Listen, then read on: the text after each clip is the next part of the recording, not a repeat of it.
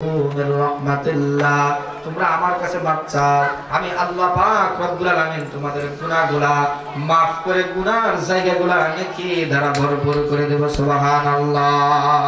ভাইরা আমার, স্টেজের বাইরে, প্যান্ডেলের বাইরে যে সমস্ত ভাইরা আমার একটু আলোচনা করতেছেন, আপনারা যদি একটু আলোচনাগুলা বন্ধ করতেন, একটু চুপচাপ থাকতেন, তাহলে আমাদের জন্য অনেক উপকার হতো। দোকান পারে ভাইরা অনেক আলোচনা করতেছেন, আলোচনাগুলো এদিকে আসলে আমাদের মনে একটু বিঘ্নতা সৃষ্টি হয়। কেন ভাইরা যদি একটু আলোচনা না করে আপনারা যদি ওয়াজ শোনার মন মানসিকতা নিয়ে আসেন, তাহলে মেহরবানি করে প্যান্ডেলে চলে আসুন ভাই, বাইরে আলোচনা করার দরকার নাই। এত সুন্দর একটা আয়োজনকে আপনারা নষ্ট করবেন না, দয়া করে আপনারা সকলে প্যান্ডেলে চলে আসুন। যাই হোক ভাইরা আমার, আপনারাও যদি ওইদিকে মনোযোগ না দিয়ে যদি এইদিকে একটু মনোযোগ দেন, তাহলে আমি ইনশাআল্লাহ কিছুক্ষণ আপনাদের সম্মুখে আলোচনা করবো। যাই হোক, যে কথা বলতেছিলাম যে তওবা, যে আমরা মানুষ, আমরা আল্লাহর কাছে মাপ চাইবো, আল্লাহকে ডাকবো, আল্লাহ পাক আমাদের ডাকে সাড়া দিবে। ভাইরা আমার, পৃথিবীতে একমাত্র নবীরা ছিল নিষ্পাপ, মাসুম, তাদের জিন্দেগিতে গুনাহ নাই, তারা ছিল নিষ্পাপ।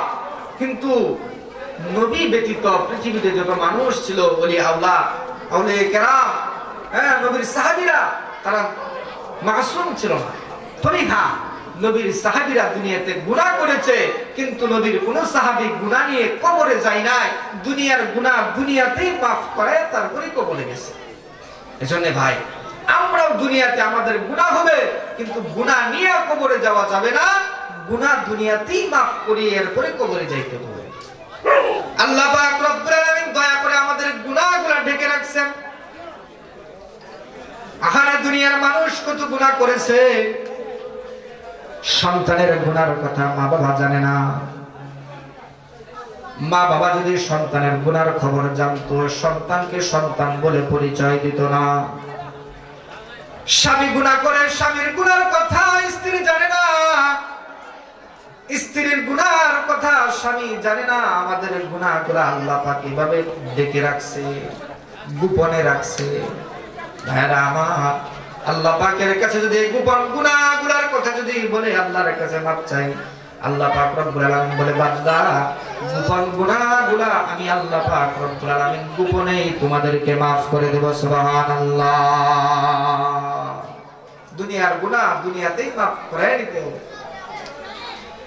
নবীজির কাছে একদিন এক মহিলা এসে বলতেছে, নবীজি, আমি গুনাহগার, ও আল্লাহর নবী, আমি জিনা করেছি, আমি গুনাহগার, আমাকে আপনি শাস্তি দিন, আপনি আমাকে দুনিয়াতেই বিচার করুন। নবীজি মহিলার কাছ থেকে চেহারাটা ফিরিয়ে নিয়েছেন, বুখারীর হাদিস। নবীজি চেহারা বদনা থেকে ঘুরায় নিছে, মহিলা ওইদিকেই গেছে, নবীর সামনে গেছে, নবী গো, আমি গুনাহ করেছি, জিনা করেছি গো নবীজি, আমাকে আপনি বিচার করুন। নবীজি চেহারা ঘুরায় নিছে অন্যদিকে, মহিলা আবার ওইদিকে চেহারা নিয়ে বলতেছে, ও গো আল্লাহর নবী, আমি গুনাহগার, দুনিয়াতে আমি জিনা করেছি। ওগো নবীজি, আমি যে গুনাহ করেছি এটার প্রমাণ হলো আমার পেটে একজন বাচ্চা এসে গেছে। ওগো আল্লাহর নবী, আমি গুনাহ করেছি, অপরাধ করেছি গো নবীজি। ওগো নবী, আমার অপরাধের বিচার আপনি দুনিয়াতেই করুন, কারণ গো নবী, দুনিয়ার অপরাধ নিয়ে আমি কবরে যাইতে পারবো না। ওগো নবীজি, দুনিয়ার গুনাহ নিয়ে আমি কবরে যাইতে পারবো না, হাসরের ময়দানে আল্লাহর সামনে গুনাহ নিয়ে দাঁড়াতে পারবো না গো নবীজি। এজন্য নবী, দুনিয়ার গুনাহ দুনিয়াতেই মাফ চেয়ে নিয়ে যাইতে চাই। ওগো নবী, আপনি আমার বিচার করুন, আমি জিনা করেছি। নবীজি বলল, মহিলা রে, তুমি যে জিনা করেছো তার প্রমাণ কি? বলে, আমার গর্ভে সন্তান এসেছে। নবীজি বলল, মহিলারে চলে যাও, জিনা করেছো তুমি, অপরাধ করেছো তুমি, তোমার গর্ভে যে সন্তান এসেছে সে সন্তান কোনো অপরাধ করে নাই, তুমি চলে যাও বাড়িতে। সন্তান ভূমিষ্ঠ হলে দুনিয়াতে আসলে তারপরে তুমি আসো, তোমার বিচার করা হবে। মহিলা চলে গেল। আরে ভাইরা আমার, মহিলাও কেমন খাঁটি ইমানদার ছিল, গুনার প্রতি তার কেমন অনুতপ্ত ছিল, গুনার প্রতি কেমন তার ভয় ছিল তার অন্তরে। মহিলা চলে গেল বাড়িতে, সন্তান দুনিয়াতে আসলো, সন্তানটাকে কোলে নিয়ে নবীর সামনে আসছে। আল্লাহ নবী, এই যে সন্তান দুনিয়াতে এসে গেছে, আপনি আবার আমার বিচার করুন। নবীজি বলল, মহিলা, অপরাধ করেছো তুমি, তোমার সন্তান কোনো অপরাধ করে নাই। তোমার উপর তোমার সন্তানের 2 বছর হক রয়েছে, তোমার দুধ পান করবে। ও মহিলা, এখন যদি তোমার শাস্তি দেই, তুমি তো মারা যাইবে। তোমার সন্তানকে লালন পালন করবে, কিভাবে সে বড় হবে? সন্তানটা দুনিয়াতে কেন কষ্ট করবে? সে তো ভুল করে নাই। বাড়িতে চলে যাও রে মহিলা, বাড়িতে চলে যাও। সন্তান যখন নিজের হাত দিয়ে খাবার খেতে পারবে, তখন তুমি আমার দরবারে এসে তোমার বিচার করব। ভাইরা আমার, মহিলা বাড়িতে চলে গেল। কিছুদিন পরে 2 বছর 3 বছর পরে সন্তান যখন নিজ হাতে খাবার খেতে পারে, এবার মহিলাটা সন্তানের হাতে একটা রুটি দিয়া সন্তানটাকে নিয়ে নবীর দরবারে এসে গেছে। আল্লাহর নবী গো, দেখুন আমার সন্তান নিজ হাতে খাবার খেতে পারে, আমার সন্তান রুটি খাচ্ছে গো নবীজি। এবার আপনি আমার বিচার করুন, আমি দুনিয়ার গুনাহ নিয়ে কবরে যাইতে চাই না। দুনিয়ার গুনাহ দুনিয়াতে মাফ করে যাইতে চাই। আল্লাহ পাক যেন হাসরের ময়দানে গুনাহগার বান্দা বলে আমাকে ডাক না দেয়। নবীজি বললেন, সাহাবীরা রে, তোমরা এই সন্তানের দায়িত্ব কে নেবে? একজন হাত তুলে বলতেছে, আল্লাহর নবী, আমি এই সন্তানের দায়িত্ব নিব, লালন পালনের দায়িত্ব নিব। নবীজি বলল, ঠিক আছে নিয়ে যাও। সন্তানটাকে নিয়ে নিল। সাহাবীদেরকে বলল, সাহাবীরা রে, গর্ত করো।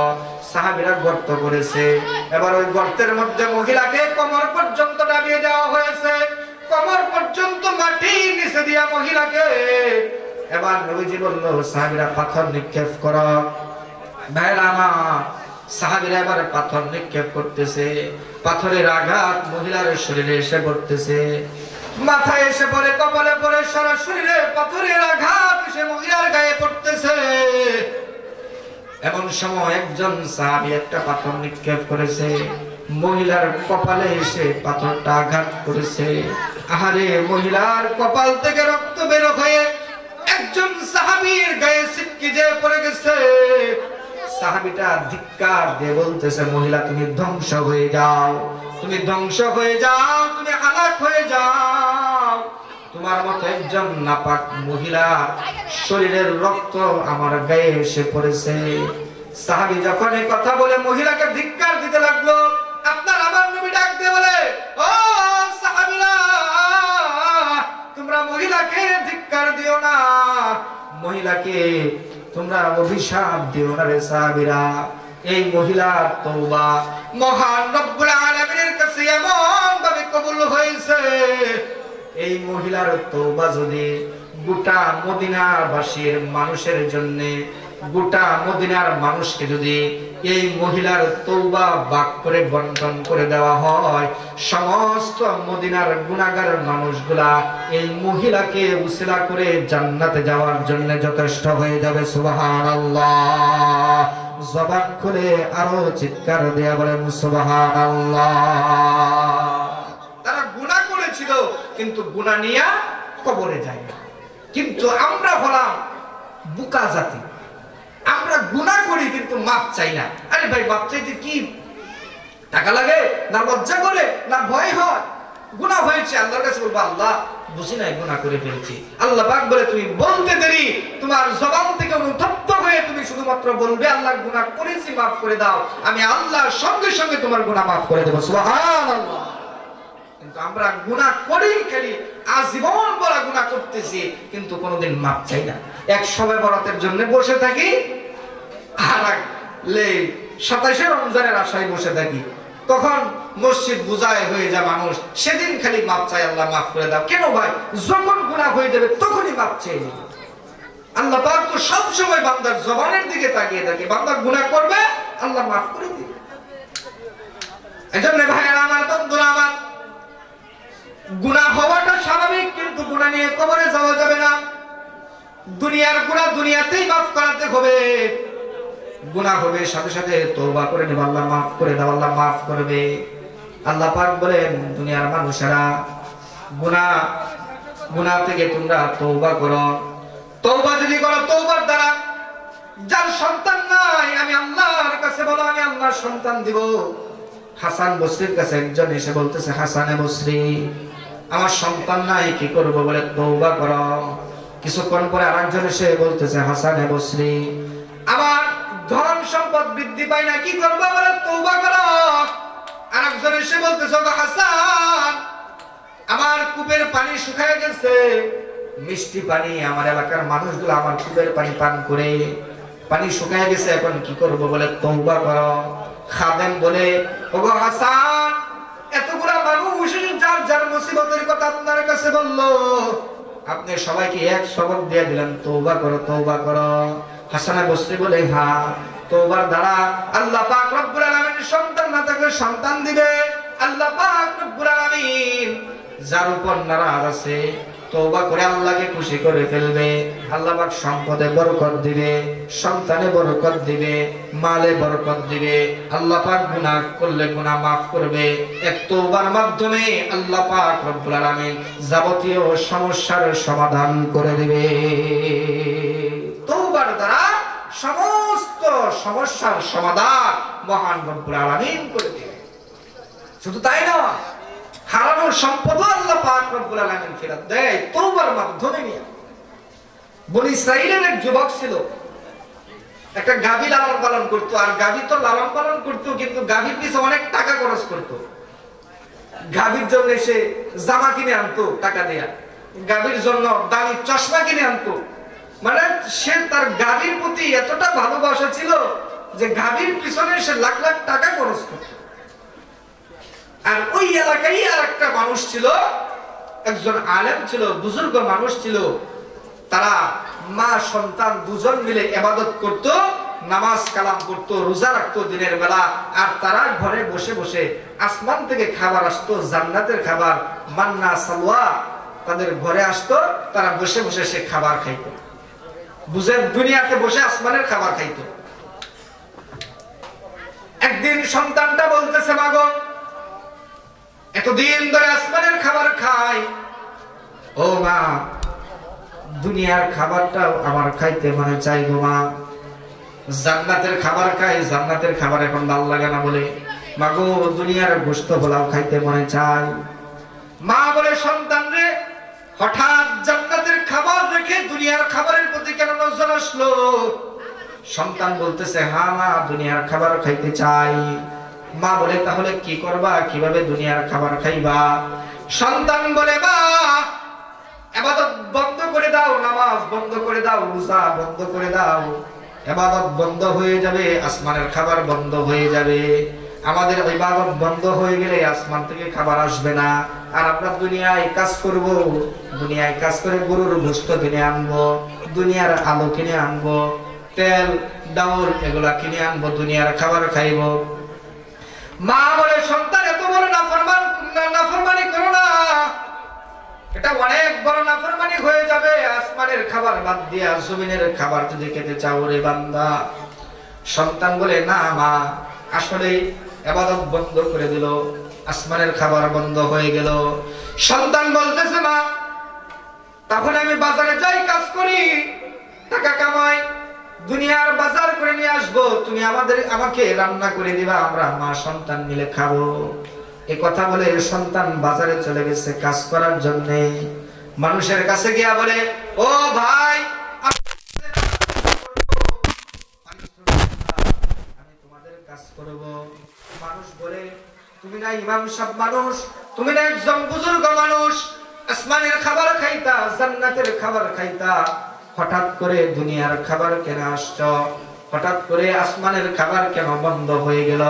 নিশ্চয় নিশ্চয় তুমি কোনো অপরাধ করেছো, কোনো ভুল করেছো, যার কারণে আসমানের খাবার বন্ধ হয়ে গেছে। মানুষগুলো বলে, যেই মানুষের উপর আসমানের খাবার বন্ধ, ওই মানুষকে, ওই পাপী মানুষটাকে আমরা আমাদের কাজে নিতে চাই না, এই নাপাক মানুষটাকে আমাদের কাজে নিতে চাই না, দূর হয়ে যাও, তোমার কোনো কাজ নাই। চলে গেল আরেকজনের কাছে, গিয়া বলতেছে, ভাই, আমাকে কাজ দাও, পারিশ্রমিক দিবা।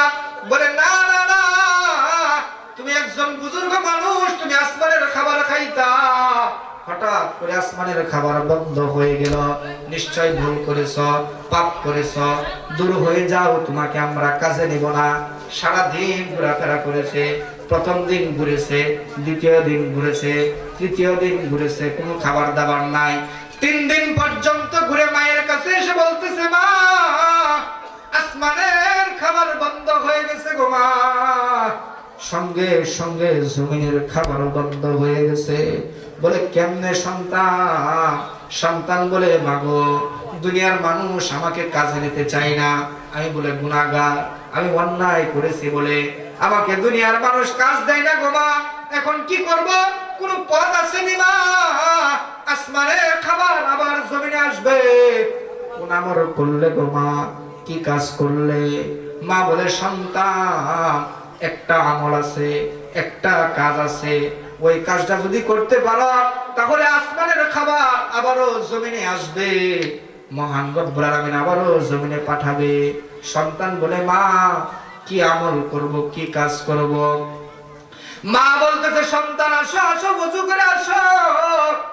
সারা রাত নামাজ পড়েছে, ইবাদত বندگی করেছে, দুটি হাত আসমানের দিকে তুলে ধরেছে, চোখের পানি ছেড়ে দিয়ে বলতেছে আল্লাহ ভুল করে ফেলেছি, বুঝি নাই গো মাওলা। আসমানের খাবার রেখে জমিনের খাবারের উপর নজর গেছিল। ওগো আল্লাহ ভুল করেছি, অপরাধ করেছি গো মালিক, আল্লাহ মাফ করে দাও। ভাইরা আমার, যখন মাপ চাইছে আল্লাহর কাছে, আল্লাহ পাক রব্বুল আলামিন মা এবং সন্তানদের তওবা কবুল করে তাদের ডাকে সাড়া দিয়া মহান রব্বুল আলামিন 3 দিন পরে আবারো জান্নাত থেকে খাবার পাঠাইছে, বলে সুবহানাল্লাহ। এবার খাবার খাইছে মা সন্তান দুজনে, খাবার খেয়ে এবার সকালবেলা যখন ঘর থেকে বের হইছে, ঘরের সামনে দেখে একটা গাভী এসে উপস্থিত। সন্তান বলতেছে মা বাবা ঘরের সামনে গাভী কোথা থেকে আসলো? গাভী তখন কথা বলে, গাভী বলে হে আল্লাহর বান্দার যুবক, চিন্তার কোনো কারণ নাই, পেরেশানের কোনো কারণ নাই, বনি ইসরাইলের যুগের ঘটনা বলতেছি। গাভী কথা বলে, গাভী বলে আল্লাহর বান্দা ভয় করো না, আমি তোমার জন্য এসেছি, তুমি আমাকে জবাই করবা। তুমি নাকি দুনিয়ার গোশত খেতে চেয়েছিলা, আল্লাহ পাক আমাকে পাঠিয়েছে আমাকে জবাই করো, আমার গোশত ভুনা করে তোমরা মা সন্তান দুজনে খাওয়া। সন্তান বলে আশ্চর্য ব্যাপার, মা গাভী কথা বলতেছে, গাভী নাকি তাকে জবাই করার কথা বলতেছে। মা বলে সন্তানেরা আল্লাহর কুদরত, এটা দেরি করতে নাই, জবাই করে ফেল। সন্তান তো গাভী জবাই করে ফেলছে, গাভী জবাই করে গাভীর গোশত মা সন্তান দুজনে ভুনা করে দুনিয়ার গোশত খেয়েছে। খাওয়ার পরে এই গাভীর চামড়াটা দরজার সামনে ঝুলাইয়া রাখছে। এই দিক দিয়া গাভীর মালিক ওই যে যুবক যে আদর করতো গাভীকে, গাভীর জন্য জামা কাপড় কিনে দিত, চশমা কিনে দিত, এইটাই সেই গাভী ছিল। তো ওই যুবক গাভীকে খোঁজাখুঁজি করতেছে, গাভী পায় না, তালাশ করতেছে, কোথায় গেল আমার গাভী। খুঁজতে খুঁজতে এই যুবকের বাসার সামনে এসে দেখে দরজার সামনে চামড়াটা ঝুলানো। যুবক তো দেখে বুঝে ফেললো যেটা তো আমার গাভীর চামড়া, এটা এখানে কিভাবে আসলো। এবার সে যুবক বলতেছে ও আল্লাহর বান্দা, তোমার বাড়ির সামনে আমার গাভীর চামড়া ঝুলতেছে, আমার গাভী তুমি কি করছো? বলে গাভী জবাই করছি। বলে কেন? গাভী কথা বলে, গাভী বলতেছে তাকে জবাই করার জন্য, এই জন্য জবাই করছি। যুবক বলে বিশ্বাস করি না, গাভী আবার কিভাবে কথা বলে? তৎকালীন জামানার পয়গম্বর ছিল হযরত দাউদ আলাইহিস সালাম। দাউদ আলাইহিস সালামের কাছে ধরে নিয়ে গেছে বিচারের জন্য। দাউদ আলাইহিস সালাম বলে কি হয়েছে? বলে ওগো আল্লাহর নবী, এই যুবক আমার গাভীটা জবাই করে খেয়েছে। যুবককে জিজ্ঞাসা করছে গাভী জবাই করেছে কেন? বলে গাভী কথা বলে এজন্য জবাই করেছি। আল্লাহর নবী হযরত দাউদ আলাইহিস সালাম বলে গাভী যেহেতু কথা বলেছে আল্লাহর কুদরত, তাহলে ঠিক আছে। বনি ইসরাইলের ওই নাফরমান বলে আপনি নবী হইছেন দেখে তাই কি হয়েছে, আপনি যা বলবেন তাই কি মেনে নিব? গাভী কোনোদিন কথা বলে আপনি পাগল হয়েছেন নাকি? আবার গাভী কেন জবাই করেছে? আমি আমার গাভী চাই। রাগারাগি করতেছে, ধমক দিচ্ছে, ধমক দিয়ে সে মানে না। দাউদ আলাইহিস সালাম বলল ঠিক আছে চলে যাও, আগামীকাল আবার বিচারে বসবো। চলে গেল। হযরত জিবরাইল আলাইহিস সালাম দাউদ আলাইহিস সালামের কাছে আসলো, এসে বলতেছে আল্লাহর পয়গম্বর আগামী কালকে এই যুবক তার জবান দিয়ে স্বীকার করবে তার অপরাধের কথা। সে যদি জবান দিয়ে স্বীকার না করে, তার জবানে মহান রব্বুল আলামিন তালা লাগিয়ে দিবে, তার শরীরের অঙ্গ প্রত্যঙ্গ গুলো সাক্ষী দিবে, কথা বলবে আল্লাহর পয়গম্বর আপনি বাড়িতে চলে যান। পরের দিন সকালবেলা আবার বিচারের মধ্যে বসে পড়েছে। দাউদ আলাইহিস সালাম বলে, এ যুবক, তুমি কি বিশ্বাস করো না তোমার গাবি যে কথা বলেছে? বলে, আপনার মাথা নষ্ট হয়েছে, আপনার আল্লাহরও মাথা নষ্ট হয়েছে। গাবি কোনোদিন কথা বলে নাকি? ভাইরা আমার, যখন এইভাবে কথা বলতেছিল, আল্লাহ পাক রব্বুল আলামিনের নাফরমানের জবান বন্ধ করে দিয়েছে, জবান বন্ধ হয়ে গেছে। এবারে নাফরমানের হাত কথা বলে, হাত বলতেছে, আরে মিয়া কথা বলবে, হাত বলবে, হাসরের ময়দানে আল্লাহর কাছে কথা বলবে, অঙ্গ প্রত্যঙ্গ গুলা কথা বলবে, পাও কথা বলবে আল্লাহর সামনে দাঁড়িয়ে, আল্লাহ তোমারে বান্দা অমুক জায়গায় ঘেটে ঘেটে চুরি করেছে, জেনা করেছে, হাত দিয়ে মানুষকে থাপ্পড় দিয়েছে, মানুষের উপর জুলুম করেছে। হাত কথা বলবে, পাও কথা বলবে। ভাইরা আমার, এবার ওই বনী ইসরাইলের যুবকের জবান বন্ধ হয়ে গেছে, হাত বলতেছে, ও আল্লাহ নবী, আমি হাত সাক্ষী দিচ্ছি এই যুবক এই নাফরমান। কেমন নাফরমান জানেননি? বলে কেমন? বলে এই নাফরমান, যে যুবক এই নাফরমানের গাবি জবাই করেছে, ওই যুবকের বাবার গোলাম ছিল এই নাফরমান, ওই যুবকের বাবার বাড়িতে কাজ করতো এই নাফরমান, ওই আল্লাহওয়ালার বাবার চাকর ছিল এই নাফরমান। এই নাফরমানে আপনার এই আল্লাহওয়ালা যুবকের বাবাকে সে এই হাত দ্বারা হত্যা করেছে। সে তার বাবাকে হত্যা করে তার বাবার সমস্ত সম্পদ গুলা এই নাফরমানে লুটপাট করেছে। লুটপাট করে যে গাবিটা এই জবাই করে খেয়েছে, এই বান্দা জবাই করে যে গাবিটা খেয়েছে, এই গাবিটাও তার বাবার হয়েছিল। তার বাবার গাবিটা এই নাফরমানে চুরি করে নিয়ে এসেছিল। ওগো পয়গম্বর, হাত যখন এভাবে সাক্ষী দেওয়া শুরু করলো, এবার জবানটা খুলে গেল। নাফরমানের জবান আল্লাহ খুলে দিয়েছে। নাফরমান আর কথা বলে না, চুপ করে বসে আছে, সুরের মতো বসে আছে। দাউদ আলাইহিস সালাম বলে, কি ব্যাপার, তোমার হাত যা বললো বলে সত্যি নাকি? বলে, হ্যাঁ সত্যি। এবার যুবককে বলতেছে, যুবক রে, এবার প্রমাণ হয়ে গেল এই নাফরমান তোমার বাবার খুনি। সুতরাং তোমার বাবার খুনের বদলা হিসেবে তুমি প্রতিশোধ নিয়ে নাও, তোমার বাবার হত্যাকারীকে তুমি হত্যা করে ফেলো। দাউদ আলাইহিস সালাম অনুমতি দিলে। এবারে আল্লাহর বান্দা এই নাফরমানকে হত্যা করেছে। নাফরমানের সমস্ত সম্পদ এবারে সে নিছে, কারণ এগুলো তো তারই সম্পদ। সমস্ত সম্পদ নিয়ে যখন বাড়ির দিকে রওনা হয়, হযরত দাউদ আলাইহিস সালাম বলে, আল্লাহর বান্দা, ও আল্লাহর বান্দা, বলে যাও, দাঁড়াও, আমার কাছে বলে যাও। বলে, কি বলবো? বলে, কি এমন আমল করেছ যে আমলের বিনিময়ে হারানো সম্পদ আল্লাহ ফিরাইয়া দিছে? গাবি দরজার সামনে যায় কথা বলছে, কি আমল করছ রে বান্দা? এবার যুবকটা ডেকে ডেকে বলে, ও দাউদ পয়গম্বর, তেমন কোন আমল করি না, একটা আমল করেছি। কি আমল? বলে, আল্লাহর কাছে তওবা করেছিলাম গো দাউদ, আল্লাহর কাছে মাপ চেয়েছিলাম, বেশি বেশি ইস্তেগফার করেছিলাম, গুনার জন্য অনুতপ্ত হয়ে তওবা করেছিলাম, যার কারণে মহান রব্বুল আলামিন খুশি হইয়া হারানো সম্পদ তাকে ফিরাইয়া দিয়েছে। সুবহানাল্লাহ।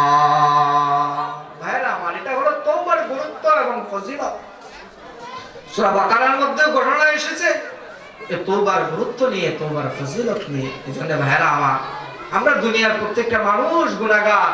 আল্লাহর কাছে গুনার জন্য মাপ চাইতে হবে, অনুতপ্ত হতে হবে। মাপ চাইতে তো ভাই কোনো লজ্জা নাই। আমরা বান্দা হিসাবে আল্লাহর কাছে মাপ চাইবো, কিসের লজ্জা, কিসের ভয়? আমরা হলাম মাখলুক, আল্লাহ হলো আমাদের খালেক। আল্লাহ আমাদেরকে বানিয়েছে, আমাদেরকে সৃষ্টি করেছে, আমরা আল্লাহর কাছে মাপ চাইবো, অসুবিধাটা কিসে? আপনি আসমান পরিমাণ গুনাহ করেছেন, কোনো অসুবিধা নাই। আল্লাহ বলে, লা তাকনাতু মিন রাহমাতিল্লাহ, তোমরা আমার রহমত থেকে নৈরাশ হয়ে না, দূরে সরে যেও না, আসো আমার কাছে, আসো, মাপ চাও, আমি আল্লাহ মাফ করব। এজন্য ভাইরা আমার, গুনাহ নিয়ে কবরে যাওয়া যাবে না। দুনিয়ার গুনাহ দুনিয়াতেই মাফ করে কবরে নিতে হবে। আজকের এই মাহফিল আপনারা যারা এসেছেন আজকে মাহফিল থেকে চোখের পানি ছেড়ে কান্না করে নিজের গুনাহের উপর অনুতপ্ত হয়ে আল্লাহর কাছে মাপ চেয়ে বাড়িতে যাবেন।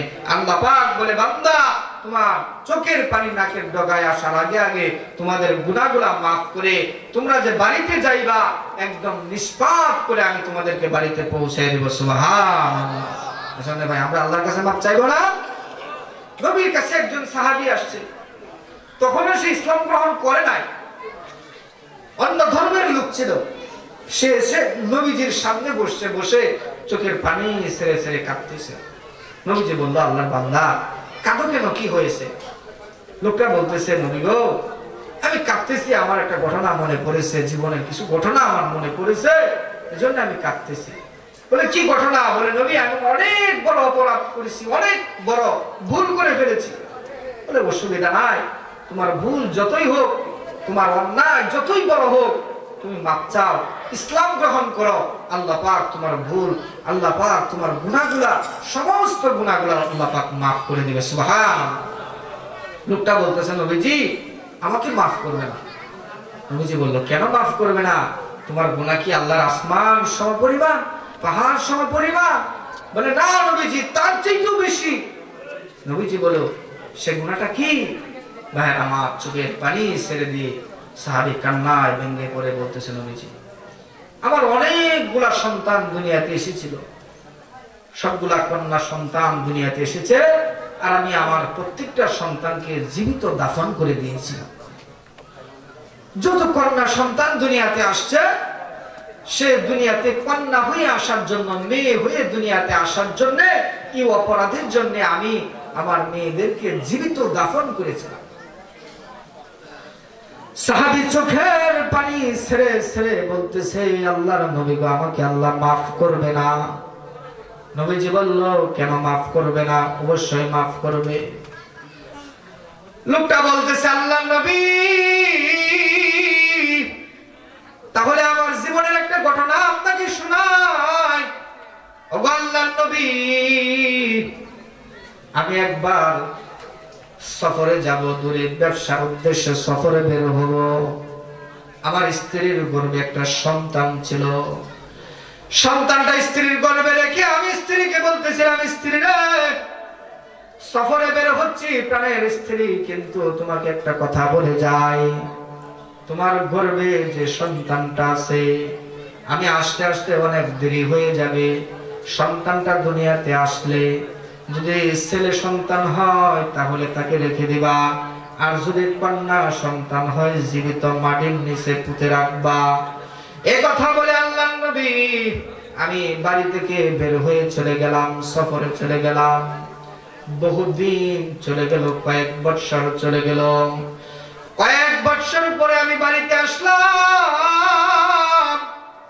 ওগো আল্লাহর নবী, বাড়িতে এসে আমি চলাফেরা করি, স্ত্রীকে বলি আমার সন্তানটা কোথায়? স্ত্রী বলে আপনার সন্তান আছে। ওগো নবীজি, আমার স্ত্রী আমার সন্তানটাকে এত সুন্দর করে লালন পালন করেছে, আমার সন্তানটাকে বাবার আদর শিখাইছে, বাবার প্রতি মহব্বত শিখাইছে। গো নবীজি, আমার স্ত্রী আমার সন্তানটাকে বাবার মহব্বত, বাবার প্রতি ভালোবাসা শিখাইছে। তার কারণ হলো আগে যে সন্তানগুলোকে আমি মেরেছি, ওই সন্তানগুলা ছোট্ট ছিল, আমাকে বাবা বলে ডাকতো না, আদর করতো না। কিন্তু বাড়িতে আসলাম কয়েক বছর পরে, আমার এই সন্তানটা বড় হয়েছে, সন্তানটা আমাকে বাবা বাবা বলে আমার কাছে আসে, আমার কোলে এসে বসে। ওগো নবীজি, আমার এই সন্তানটা আমি যখন খাবার খাইতে বসে আমার প্লেট ধুয়ে দেয়, আমার খাবারগুলো আমার সামনে নিয়ে আসে, বাবা বাবা বলে খাবার সামনে দেয়, সন্তানটা আমাকে মুখ ভরে বাবা বাবা বলে ডাকে। ওগো নবীজি, আমার মায়া হয় নাই। আমি যখন কাজে যাইতাম, কাজ থেকে যখন বাড়িতে ফিরে আসতাম, ক্লান্ত হয়ে যখন বাড়িতে আসতাম, সন্তানটা গামছা নিয়ে, কাপড় নিয়ে আমার শরীর থেকে গামগুলা মুছে দিত। ওগো নবীজি, আমার সন্তান আমাকে এত আদর করতো। গো নবীজি, আমার শরীরের গামগুলা মুছে দিত। ও নবী, আমি একদিন আমার স্ত্রীকে বললাম, স্ত্রী রে, আমার সন্তানটাকে সাজিয়ে গুছিয়ে দাও, আমার সন্তানকে নিয়ে আমি ঘুরতে যাব, আমার আত্মীয়র বাড়িতে বেড়াতে যাব। স্ত্রী মনে মনে ভাবলো, সন্তানটা বাবা বাবা বলে ডাকে, বাবাকে আদর করে ভালোবাসে, বাবা মনে হয় সন্তানের প্রতি ভালোবাসা জাগছে। আগের সন্তানগুলা ছোট্ট ছিল, মেরে ফেলেছে, কিন্তু এই সন্তান তো তাকে বাবা বলে ডাকে, যার কারণে ভালোবাসা জেগেছে অন্তরে। স্ত্রী খুশি হয়ে সন্তানটাকে সাজিয়ে দিল, সন্তানটাকে সুন্দর করে সাজিয়ে গুজিয়ে বাবার হাত ধরে বাড়ি থেকে বিদায় দিল। বাবা সন্তানের হাত ধরে, মা সন্তানকে নিয়ে, বাবা সন্তানটাকে নিয়ে, কন্যাটাকে নিয়ে বাড়ি থেকে বের হয়েছে, মরুভূমি দিয়ে হাঁটাহাঁটি করতেছে, মরুভূমি দিয়ে যাইতেছে, চলতে লাগলো, রাস্তা চলতেছে, যাইতে যাইতে দূর, বহুদূর পর্যন্ত চলে গেল। মরুভূমির মাঝে আশেপাশে কোনো বাড়িঘর নাই, কোনো এলাকার কোনো মানুষ নাই, একদম নীরব নিস্তব্ধ একটি এলাকার মধ্যে চলে গেল। বাবারা আমার, চোখের পানি ছেড়ে দিয়ে একটু চিন্তা করুন, কোথায় ছিল তাদের শেষ সময়। আমারে সাহাবীটা বলতেছে, নবীজি, আমি আমার সন্তানটাকে নিয়ে গেলাম মরুভূমির ময়দানে, আমার সন্তানটা তখন খেলতেছিল, আমি গর্ত করতেছিলাম, আল্লাহর নবী, গর্ত করতেছিলাম, আমি গর্ত করতেছিলাম, যখন মরুভূমির মধ্যে পাথর, শক্ত মাটি যখন আমি খনন করতেছিলাম, শরীর থেকে ঘাম বের হইতেছিল, সন্তান দৌড়ে এসে বলতেছিল, বাবা এত কষ্ট করে কেন গর্ত করতেছেন, এই গর্ত করে কি করবেন গো বাবা? আমার সন্তানটা আমাকে এভাবে কথা বলতেছিল, ও আল্লাহর নবী, আমার শরীর থেকে যখন ঘাম বের হইতেছিল, আমার এই সন্তান তার শরীরের জামাটা দিয়ে আমার চেহারার ঘাম গুলা মুছতেছিল, তবু আমার মায়া হয় না, আমি গর্ত করলাম, গভীর গর্ত করে আমার খেলতে থাকা সন্তানটাকে ডাক দিলাম, মা গো, ও মা, আসো আসো, দেখো কত সুন্দর গর্ত আমি করেছি বাবা। ভাইরা আমার, সাহাবী বলে, নবীজি, আমার সন্তানটাকে যখন ডাক দিলাম, আমার সন্তানটা দৌড়ে আসলো, আমার শরীরের ঘাম গুলা মুছে দিল। এরপরে যখন সে গর্তটা দেখতে লাগলো, আমি বললাম, মা গো, দেখো কত সুন্দর গর্ত করেছি। আমার সন্তানটা এবার গর্তের দিকে যখন নজর করে তাকালো, নবী, আমার সন্তান গর্তের দিকে তাকানোর সঙ্গে সঙ্গে আমি আমার সন্তানটার গাল চেপে ধরলাম, আমার সন্তানের গাল চেপে ধরে আমি গর্তের মধ্যে তাকে নিক্ষেপ করে দিলাম। ওগো নবী, আমার সন্তানটাকে গর্তের মধ্যে ফেলে দিয়া আমি উপর থেকে মাটি ছুঁড়তে লাগলাম, মাটি নিক্ষেপ করতে লাগলাম। আহারে, মাটিগুলো আমার সন্তানের শরীরের উপর পড়তে লাগলো। আমার সন্তানটা চিৎকার দিয়ে বলতেছে, বাবা এমন নিষ্ঠুর কাজ আপনি করতে পারেন না, ও বাবা, আপনার কাছে আমি জান ভিক্ষা চাইবো বাবা, আপনি আমাকে মাইরেন না গো বাবা, ও বাবা, আপনাকে আমি কথা দিলাম, আপনি আমাকে জান ভিক্ষা দেন, আপনি আমাকে একটু বাঁচিয়ে দিন, ও বাবা, কথা দিলাম, দুনিয়াতে কোনোদিন আপনার পরিচয় দিব না, আপনি যে আমার বাবা, এর পরিচয় আমি কাউকে দিব না গো বাবা, আপনি যে এলাকায় থাকেন ওই এলাকায় আমি থাকবো না, দূর, বহু দূর আমি চলে যাবো গো বাবা, আপনি আমাকে একটু জান ভিক্ষা দেন। ওগো নবীজি, আমার সন্তানটা জান ভিক্ষা চাইতেছিল, কিন্তু আমার অন্তরে কোনো মায়া মহব্বত হয় নাই। আমি মাটি নিক্ষেপ করে করে আমার এই সন্তানটাকে আমি জীবিত মাটির নিচে পুঁতে রাখলাম গো নবীজি, আমার সন্তানটাকে আমি জীবিত মাটির নিচে রেখে দিলাম। আমার এই সন্তানটাকে যখন আমি মাটিতে গাড়তেছিলাম, আমার বড় মায়া হয়েছিল গো নবীজি, তখন আমি আমার ভুলটা বুঝতে পারলাম। গো নবীজি, আপনি বলুন, আমার এই অপরাধকে আল্লাহ পাক মাফ করবে কিনা? নবী আমার ডাক দিয়ে বলল, রে আল্লাহর বান্দা, কালিমা পড়ো, ইসলাম গ্রহণ করো, আগে তুমি বুঝো নাই অপরাধ করেছ, এখন বুঝেছ, আল্লাহর কাছে মাপ চাও, ইসলাম গ্রহণ করো। ইসলাম গ্রহণ করলে কি হবে? নবীজি বলল, ইসলাম গ্রহণ করার সঙ্গে সঙ্গে মহান রব্বুল আলামিন তোমার পিছনের জিন্দেগীর গুনাহ মাফ করে দিবে। সুবহানাল্লাহ। ভাইরা আমার, এবার বলুন, এদের চাইতেও কি আমরা বড় অপরাধী?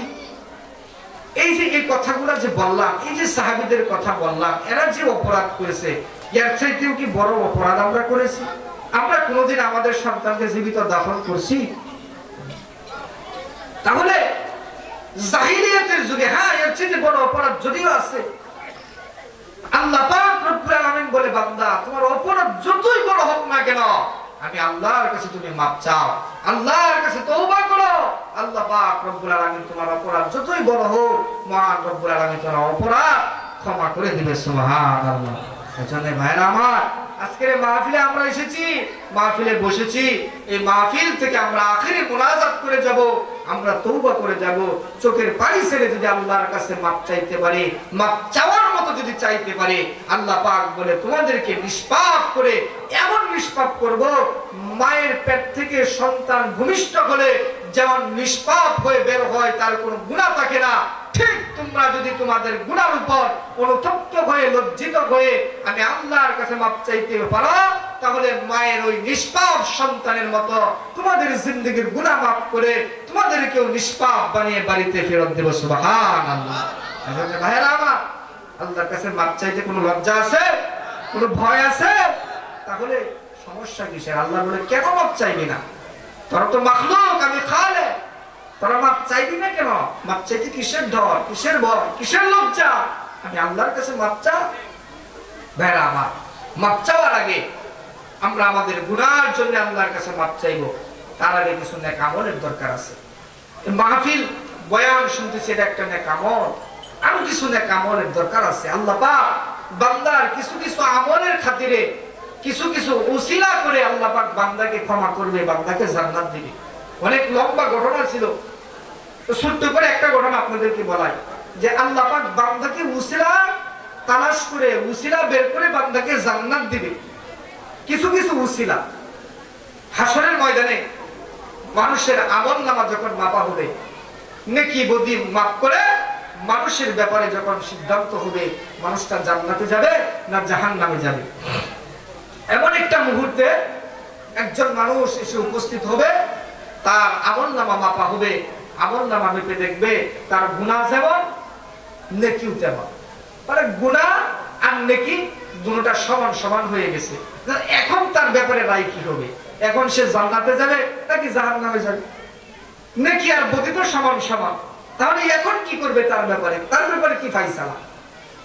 দেখুন, আল্লাহ পাক বলে, বান্দা একটা মাত্র নেকি যদি তুমি আনতে পারো, আজকে একটা নেকি যদি আজকে উপস্থিত করতে পারো, তাহলে তোমাকে জান্নাত দিয়ে দেব। সুবহানাল্লাহ। একটা নেকি। লোকটা তখন বলবে, আল্লাহ একটা নেকি এটা কোনো ব্যাপার হলো? দুনিয়াতে আমার কত আত্মীয় স্বজন ছিল, কত বন্ধু বান্ধব ছিল, হাসরের ময়দানে একটা নেকি এটা কোনো সমস্যা নেই, আপনি আমাকে একটু সময় দিন, আমি একটা নেকি নিয়ে আসি।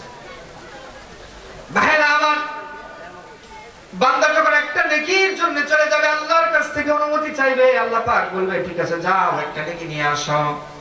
বান্দা এবার দৌড়ে যাবে বাড়ি তার মায়ের কাছে, ও মা, দুনিয়াতে আমি আপনার সন্তান ছিলাম, একটা নেকি হলে আজকে জান্নাতে যেতে পারি, মাগো একটা নেকি আপনি আমাকে দিন, আমি জান্নাতে যাই। মা বলবে, দূর হয়ে যাও, দুনিয়াতে তো আমার বিয়ে হয় নাই, সন্তান কিভাবে আসলো? মা অস্বীকার করবে, দৌড়ে যাবে বাবার কাছে, বাবা তাড়িয়ে দিবে, ভাইয়ের কাছে যাবে, বন্ধুর কাছে যাবে, সমস্ত হাসরের ময়দান সে তন্ন তন্ন করে খুঁজবে, আত্মীয় স্বজনের কাছে দৌড়াদৌড়ি করে যাবে, কিন্তু কোথাও একটা নেকি সে সেদিন আর পাবে না, একটা নেকি সে সেদিন আর পাবে না, একটা আমল সেদিন আর সে পাবে না। এবার বান্দাটা অসহায় হয়ে জাহান্নামের সামনে দাঁড়িয়ে থাকবে, জাহান্নামের দরজার সামনে সে দাঁড়িয়ে থাকবে, শরীর থেকে ঘাম বেয়ে বেয়ে পড়তে থাকবে, আহারে হতাশার পেরেশানি হয়ে দাঁড়িয়ে থাকবে। ভাইরা আমার, আরেকজন জাহান্নামী বান্দা তাকে জাহান্নামের শিকল পরায়া জাহান্নামের দিকে নিয়ে যাচ্ছে। ওই বান্দাটা এসে বলবে, কি ব্যাপার ভাই, তোমার চোখে পানি কেন, শরীরে তো ঘাম কেন? লোকটা তখন বলবে, ভাই রে, তোমার কাছে বলে কি লাভ? বলে, বলো দেখি কোনো উপকার হয় কিনা। বলে, আজকে একটা নেকির কারণে জাহান্নামে যাব, একটা নেকির জন্য সারা হাসরের ময়দান তালাশ করলাম, কোথাও পাইলাম না।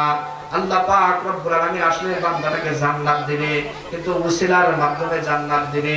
এবার আল্লাহ পাক রব্বুল আলামিন ওই বান্দার হালতগুলো শুধুমাত্র দেখতেছে।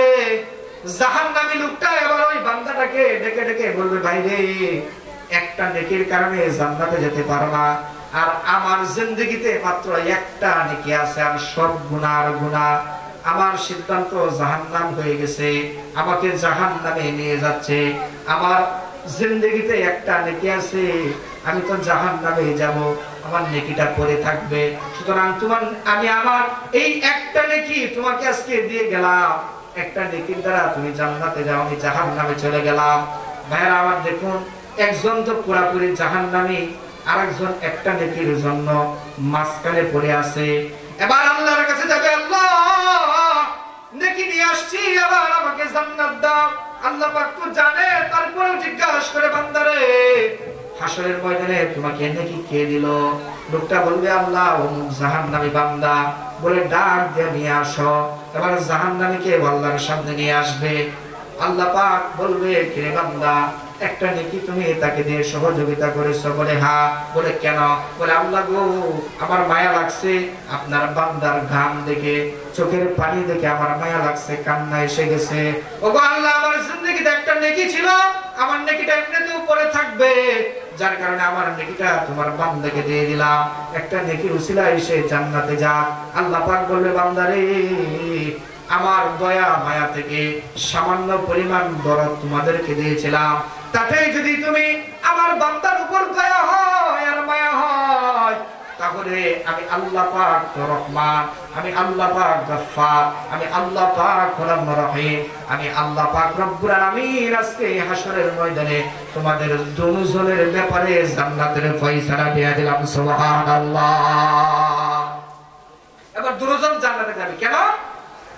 আল্লাহ পাক রব্বুল আলামিন আসলেই তাদেরকে জান্নাত দিতে চায়, কারণ তারা দুনিয়াতে গুনাহ করেছিল বটে, কিন্তু মাঝে মধ্যে এমন কিছু কাজ করেছিল যে কাজগুলো আল্লাহর কাছে পছন্দ ছিল, যে কাজগুলো আল্লাহর কাছে অতি মহব্বতের কাজ ছিল।